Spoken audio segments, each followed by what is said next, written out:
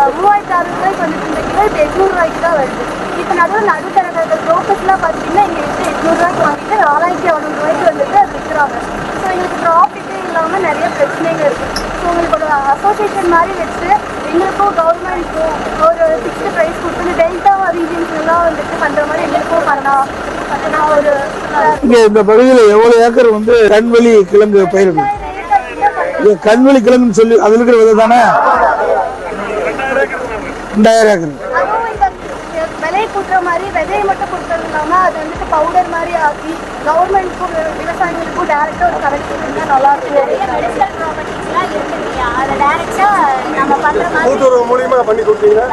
இந்த மாதிரி எங்களுக்கே விவசாயிகளுக்கு நேரடியாக நீங்கள் இந்த மாதிரி பண்ணி கொடுத்தீங்க. விவசாயிகளுக்காக சரிம்மா வரட்டுமா.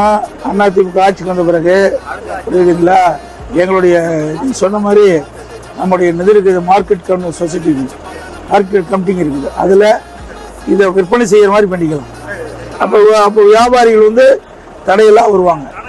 இப்போ நாங்கள் கேள்விப்பட்டோம், வெளி மாநிலத்திற்கு வருகின்ற வியாபாரி, வெளி மாவட்டத்திலிருந்து வருகின்ற வியாபாரிகள்லாம் இங்கே வந்து கண்வெளி விதையை வந்து வாங்க முடியாத ஒரு சூழ்நிலை. இங்கே வந்து இடைத்தரகர்களெல்லாம் வந்து பிரச்சனை பண்ணி விலையை வந்து வீழ்ச்சி அடைஞ்சிட்டு இருக்கு. விலை வீழ்ச்சியில் வந்து மீட்டெடுக்க நடவடிக்கை எடுப்போம். 4200 ரூபாய்க்கு போயிருக்கோம்.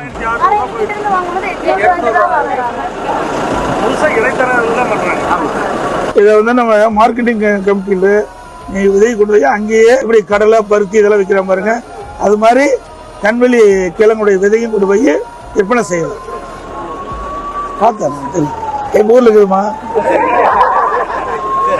அப்புறமா இந்த விதைக்கு தேவையான விலை கிடைக்கிறதுக்கு அதிமுக ஆட்சி வந்த பிறகு உங்களுக்கு நியாயமான விலை கிடைக்கிறதுக்கு உண்டான நடவடிக்கை மார்க்கெட்டிங் கமிட்டிங்கள விற்பனை செய்யறதுக்கு ஏற்பாடு செஞ்சுக்கிறோம்.